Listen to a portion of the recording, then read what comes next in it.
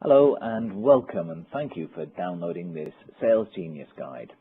Over the next 10 minutes, we'll look at what Sales Genius is, how to use it, how it can enable you to sell more things and prioritize your calls, and also the best practice around using the tool too.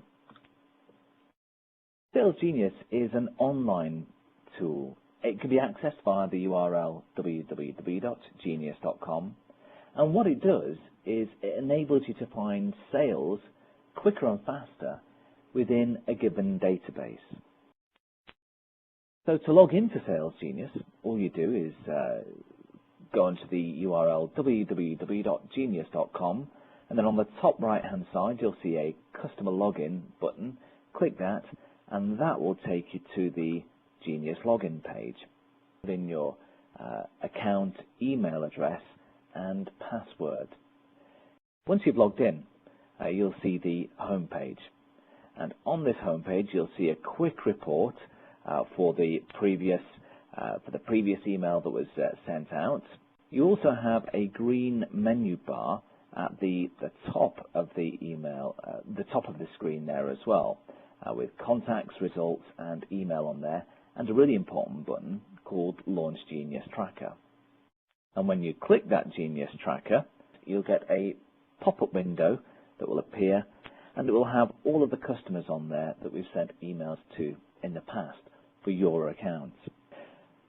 What Genius has done though on this Sales Genius Tracker is it's prioritized those customers into a specific list, order, with those that it thinks that are more interested in that particular proposition at the top of that list, and those that aren't at the bottom of the list.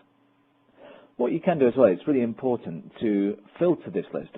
By default, when you first click on that, it will be all of your customers that will be listed there. If you click on the drop-down arrow, which is by default, which will say all contacts, all customer contacts, click on the drop-down arrow there, which you'll see that you can filter that list by the email that's been sent out. If a customer is actually opening and reading the email at any specific time, you'll see that their name and the button next to their name will turn green. You might get a little icon there as well saying that they've got the email open. You see that their button is green next to their name. There's a really good chance that that person's in the office looking at your email now, so you've got a much better chance of actually getting through to that customer. Also, if you see that there's a replay button that isn't grayed out, that's highlighted in blue, that means that the customer's clicked the links and you can hit that replay button. You'll get a new pop-up window that will show you which sites that customer has visited from the landing site. But if you want to then contact a customer, simply click their name to see their contact details, and you'll see the contact details appear at the bottom of the Genius Tracker window, and then simply click View Contact and it will take you to that customer contact screen. If you do give the customer a ring on this, don't forget to update OneView. So if you're contacting a customer that has opened the email, that appears interested, by all means give that customer a ring, close the sale and then update OneView. Using the Genius Tracker, everything's updated live in real time.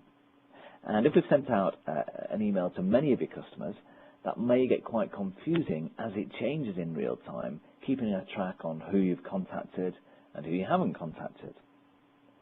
So a good way to get the same information but a more static view is to roll over the Reports button on the green menu bar, and then scroll down to where it says My View, click on My View, and what will happen is you'll see a page open, you'll have a table on that page, and that table will show the recent email campaigns that we've sent out on your behalf. So if you click on the name of that report, you'll see a new fresh pop-up window appear, and on the screen here I've joined a couple of those screenshots together just to give you a better view. And what happens is Genius will automatically segment that customer database and put them in one of several different segments. So it could be that if a customer has clicked a couple of links, so they've clicked a link on the email that was sent out, and then they've had a look around on the landing page, they'll be put in the red box at the top there. They'll be segmented to the top, and it'll be there the multi-page visitors. If they've just clicked the link and then just visited one page, they'll be known as single-page visitors. Those that have opened the email but haven't clicked anything, they'll be in the green box, so they've not actually clicked any links on the email. And then also the unopened emails, the bounced, and sometimes you may see some in the opted-out box as well. So I guess one of the things is that you want to arm yourself with really good information before you contact that customer. The ways in which you can do that are by clicking that contact's name, or when you see them in either the Sales Genius Tracker window or the report page, if they've got a replay button next to their name, you can click that and it will tell you which links that they've clicked, and you can have a replay of that customer's visit. And that's kind of really great information. If an email has been sent out for the broadband proposition, for instance, and you can see that the customer has visited a few pages, and it looks like they visited the mobile pages on BT.com and looked at the Samsung handsets, for want of a better example, it means that you can then let that percolate into your sales conversation.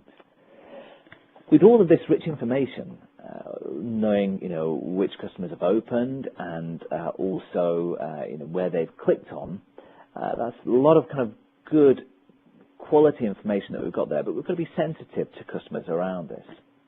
So whenever you're positioning this with a customer, when you're contacting customers, always keep those cards close to your chest. There's a couple of reasons for that, as I mentioned, the Big Brother implications there, but also it might be that the customer themselves that you're talking to, your contact, hasn't actually opened the email. It could be that the email address that it was sent to was info@mycompany.com instead of joe.blogs@mycompany.com, the personal email address. Final piece there is that timing is absolutely vital. Give them half an hour, let them digest the email, and then give them a ring. It will be still at the forefront of their mind. So, Sales Genius, it's a really great tool that can help you focus on customers who appear more interested. That helps you better prioritize your time. The tool is accessed via the www.genius.com address. We've got lots of campaigns that are going out this year via Sales Genius as well, so just keep your eyes out on your regular news bulletins for that. And also, please remember to use to follow and use the best practice when using Sales Genius.